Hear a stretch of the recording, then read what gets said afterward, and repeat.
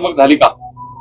आज आपल्या सगळ्यांना माहिती आहे की बारामती विधानसभेची ही पोटनिवड होत आहे. या राज्याचे नेते अजितदादा पवार साहेबांचं अपघाती निधन झालं आणि दादांच्या निधनानं या परिसरामध्ये राज्यामध्ये खूप मोठी पोकळी निर्माण झाली. एक काम करणारा नेता आणि सर्वांना नेहमीच उपलब्ध होणारा नेता, सर्वांशी अत्यंत आपुलकीने वागणारा नेता आज आपल्यामध्ये आज राहिलेला नाहीये. आणि ही पोटनिवडणूक राष्ट्रवादी काँग्रेस पक्षाच्या वतीनं सुनीत्रा वहिनी पवार ही निवडणूक लढवत आहेत. आणि ही निवडणूक लढवत असताना मी सुनीत्रा वहिनी ही निवडणूक बिनविरोध व्हावी आणि विशेषतः हाके सरांनी यामध्ये सुनीत्रा वहिनींना सहकार्य करावं, पाठिंबा द्यावा ही विनंती करण्यासाठी मी आज सुनीत्रा वहिनींच्या वतीनं हाके सरांना विनंती करण्यासाठी आलेलो आहे. मी हाके सर आणि मी, किरणदादा असतील, आमचे बापूरावजी असतील, पांडुरंगजी असतील, आमचे देवकाते साहेब असतात, मी सगळ्यांची नाव घेतलं. टकले भाऊ आमचे टकले पाहून असतात, सगळ्यांशी मी आता ते सगळ्यांची तिथं आम्ही चर्चा केली. सूरज असेल आणि सगळ्यांना त्यांची चर्चा केल्यानंतर हाके सरांना बारामतीची निवडणूक ही बिनविरोध होणं का गरजेचं आहे, आपण माघार वहिनींना पाठिंबा देणं का गरजेचं आहे हे मी हाके सरांना सांगितलं. आणि हाके सरांना सांगितल्यानंतर हाके सर पण आता तुम्हाला तो खुलासा करतीलच. आणि हाके सरांनी निश्चित प्रकारे हाके सरांनी चांगल्या विचाराबरोबर चांगल्या गोष्टीला हाके सर मी म्हटलं नेहमीच पाठिंबा देतो. की हाके सरांची भूमिका ही राहिलेली आहे. तेव्हा निश्चित प्रकारे मी आज आपल्या वतीनं मी सर्वच उमेदवारांचे बाकीचे उमेदवार त्यांना विनंती करतो. ही निवडणूक पोटनिवडणूक आहे. आपल्याला खरंच अजितदादा पवार साहेबांना श्रद्धांजली जर व्हायची असेल तर ही निवडणूक बिनविरोध होण्यासाठी सर्वांनी सहकार्य करावं, सर्वांनी प्रयत्न करावं, सर्वांनी माघार घ्यावी ही मी आपल्या माध्यमातून सर्व उमेदवारांना विनंती करतो. हाके सरांचा काय निर्णय झाला, काय सांगितलं त्यांनी? मी हाके सरांना विनंती केलेली आहे. आता हाके सरच आपल्याला त्या बाबतीमध्ये सांगतील. आणि हाके सर निश्चित प्रकारे मी ही निवडणूक बिनविरोध होणं किंवा वहिनींना पाठिंबा का देणं गरजेचं आहे. आणि मी वहिनींच्या वतीनंच आलेलो आहे. वहिनींचा पण त्यामुळं वहिनींचं त्यांचं पण बोलणं हाके सरांचं झालेलं आहे. त्यामुळं निश्चित प्रकारे आणि ही पोटनिवडणूक आहे. दादांना श्रद्धांजली खरंच आपल्याला व्हायची असेल शेवटी त्यासाठी आपण माघार घ्यावी, आपण उमेदवारी अर्ज भरू नये मी हाके सरांना विनंती केलेली आहे. या बाबतीमध्ये हाके सरच आपल्याला त्यांचा हे सांगतील. हाके सर काय तुमचा निर्णय आहे? बघा, बारामतीची पोटनिवडणूक लढण्यासंदर्भात माझी भूमिका ही सहानुभूतीची प्रचंड मोठी लाट या बारामतीमध्ये आहे. ही वस्तुस्थिती असताना सुद्धा आम्ही काही प्रश्नावरती लक्ष वेधून घेण्यासाठी, कारण मी कुठल्या पक्षाचा सदस्य नाहीये किंवा राजकीय मुवमेंट माझी अजून नाहीये किंवा माझी तशी मूव नाहीये, तरीही मी या पोटनिवडणुकीमध्ये मी जो एक ओबीसी आंदोलक आहे, मी नेहमी भटके विमुक्त जाती जमातींच्या संदर्भात, ओबीसीच्या संदर्भात नेहमी आवाज उठवणारा म्हणून मला एक तशी स्पेस मिळालेली आहे. आणि मग मी या निवडणुकीच्या निमित्तानं मी काही गोष्टी आक्रस्ताळितपणे किंवा थोड्याशा विद्रोही भावनेमध्ये किंवा थोड्याशा म्हणजे आक्रमकपणे मांडण्याचा प्रयत्न करतोय आणि करत होतो.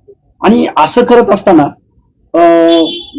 भरणे मामाने आता त्यांनी सांगितली ही परिस्थिती. मला महाराष्ट्रातल्या वरिष्ठ नेतृत्वांचे फोन आलेले, त्यामध्ये सुनेत्राताईंची रिक्वेस्ट आहे, त्याचबरोबर देवेंद्रजी फडणवीस साहेबांची रिक्वेस्ट आहे, एकनाथरावजी शिंदे साहेब, अगदी पुढे जाऊन उदयजी सामंत साहेब आणि त्यानंतर अगदी धनंजय मुंडे साहेब आणि भरणे मामा साहेब, या सगळ्या लोकांनी कॉल केल्यानंतर मला मी थोडा विचार केला. माझी लढाई आहे का, तर ती आहेच. गेल्या वर्षभराच्या कालावधीमध्ये आमचे काही प्रश्न मार्गी लागत नाहीत का, तर लागत नाहीतच. हे सगळं जरी मान्य असलं आणि ही आमची भूमिका, आमच्या चळवळीची भूमिका आम्ही इथून पुढे कंटिन्यू करणार आहोत का, तर करणार आहोतच. स्वर्गीय दादांच्या बाबतीमध्ये सुद्धा दादांकडे मी प्रचंड दादांना डोळ्यासमोर ठेवून मी काही प्रश्नावरती आक्रमकपणे भूमिका मांडत होतो.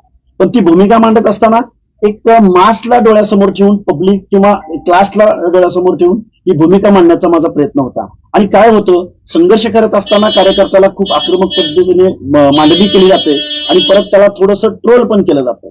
पण त्या गोष्टीची आम्ही कधी काळजी केली नाही, पण आम्ही प्रश्न मांडण्याचा खूप प्रामाणिकपणे प्रयत्न करतोय. आत्ता जरी वर्षभराच्या कालावधीमध्ये आमच्या अनेक मागण्या आहेत, ओबीसीच्या आहेत, व्हीजीएनटीच्या आहेत, महाज्योतीच्या आहेत.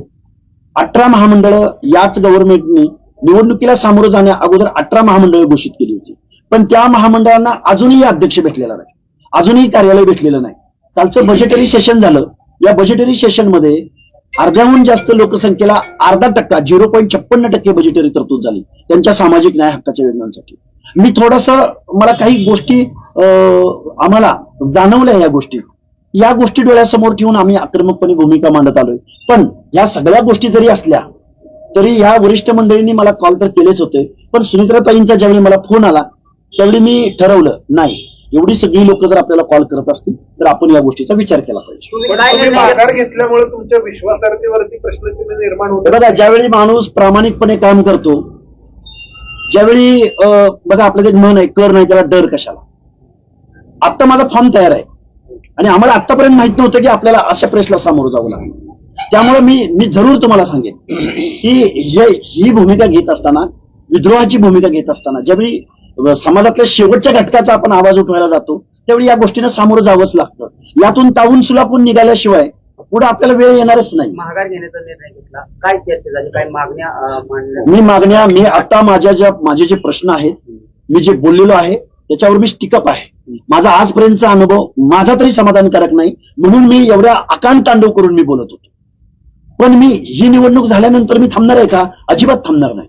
मी माझे प्रश्न अगदी सुनेत्राताई असो, मुख्यमंत्री महोदय असोत किंवा उपमुख्यमंत्री महोदय असोत, एकनाथजी शिंदे असो, यांच्याकडे मी त्याच तावानं त्याच त्वेषाने या भूमिका मांडत राहणार आहे. जोपर्यंत या भूमिका, आणि हे बघा, काही आंदोलन आम्ही केलेले आहेत, त्यामध्ये काही सक्सेस आंदोलन आहेत, काही अनसक्सेस आंदोलन आहेत, काही मध्ये रिझल्ट मिळतील का नाही याची आम्हाला उत्तर माहित नाही, म्हणून आम्ही थांबणार नाही. निवडणूक हा एक 10-15 दिवसाचा कालावधी आहे, पण पुढचा कालावधी आम्हाला प्रश्न मांडण्यासाठी आहेच. हे बघा, खूप मोठी माणसं आहेत ती, काय चर्चा झाली, फोनवरून किती बोलले हे मी सांगणार नाही, पण त्यांची जी रिक्वेस्ट होती ती 2 वाक्यांचीच होती. सहज ऐका ना, एक मिनिट, आज माझी विनंती, तुम्हा सगळ्यांना विनंती की आपण सगळे आता पत्रकार बांधव, मीडियाचे प्रतिनिधी आहात. खरं तर आपल्या सगळ्यांना माहिती आहे की हाके सरांचं मी खरंच राष्ट्रवादी पक्षाच्या वतीनं आभार ह्यासाठी मानतो की त्यांनी शेवटी त्यांचं जे बाकीच्या गोष्टी त्यांचं ते चालू राहणार आहेत. शेवटी सुनेत्रा वहिनींसाठी ही पोटनिवडणूक होती, दादांचं अपघाती निधन झालेलं आहे, आणि शेवटी हा मेसेज एक चांगला जावा की हा दुःखद प्रसंग आहे बारामतीवर उरलेला, आणि या दुःखद प्रसंगामध्ये निश्चित प्रकारे शेवटी आपण सगळ्याचा विचार करून, सारांशावर विचार करून, त्यांची निवडणुकीची तयारी असता सुद्धा सुनेत्रा वहिनींचा फोन, मी स्वतः त्यांना विनंती, सुनेत्रा वहिनीची विनंती, ही गोष्ट आपण माघारी घेणं का गरजेचं आहे. या सगळ्या गोष्टी त्यांनी एक माघार, पण त्यांनी एवढं असताना सुद्धा, त्यांची तयारी असताना सुद्धा ते आज ते माघार या निवडणुकीच्या ह्याच्या उमेदवारी ते माघार घेत आहेत. तर निश्चित प्रकारे मी राष्ट्रवादी पक्षाच्या वतीनं त्यांचे आभार मानतो, आणि त्यांचा तो लढा, त्यांची जी काय ते त्यांचा तो पुढे त्यांचं राहील. पण आजची निवडणूक हे सुनेत्रा वहिनी दादांसाठी, दादांना श्रद्धांजली वाहण्यासाठी आणि सुनेत्रा वहिनींच्या एक प्रतिनिधी पण विनंती करून त्यासाठी ते माघारी घेत आहेत. निश्चित प्रकारे त्यांचं पक्षाच्या तुम्ही या पोटनिवडणुकीतून माघार घेतली असं फक्त आम्हाला तेवढाच प्रश्नाचं उत्तर हवं. अरे एवढी प्रेस झाली ना, मी माघार घेतली. तुम्ही 8 दिवसापासून तुम्ही प्रचार करता, गावागावात प्रचार म्हणण्यापेक्षा लोकांच्या भीती गाठी घेतल्या, गावागावात तुम्हाला मागणी झाली की तुम्ही उमेदवार म्हणून उभं राहा. आता तुम्ही जो निर्णय घेतलेला, आता लोकांच्या ज्या मागण्या आहेत त्याच्यावरती पाणी फिरलं म्हणायचं नाही. मी गेल्या 8 दिवसापासून, हा समज तुम्ही इथले पत्रकार आहात, मी गेल्या वर्षानुवर्ष बारामतीचा कनेक्ट आणि पूर्ण या प्रचार तुम्ही गावगाव फिरत असताना मी कधी निवडणुकीच्या तोंडावरती तुम्हाला मी अनेक प्रश्नावरती मी अनेक प्रश्नावरती आवाज उठवण्याचा प्रयत्न केलाय, अनेक प्रश्नावरती आवाज उठवण्याचा प्रयत्न केलाय. हा 10 दिवस लोकांची मागणी असं सांगितलं, दादांच्या दुःखद निधनानंतर आणि त्याच्या अगोदर, बरोबर, हे 2 वेगळे भाग आहेत. आणि मी बोललोय ना, नाही कुठं म्हणतोय, मी बोललोयच, लोकांचा आग्रह म्हटलेच ना.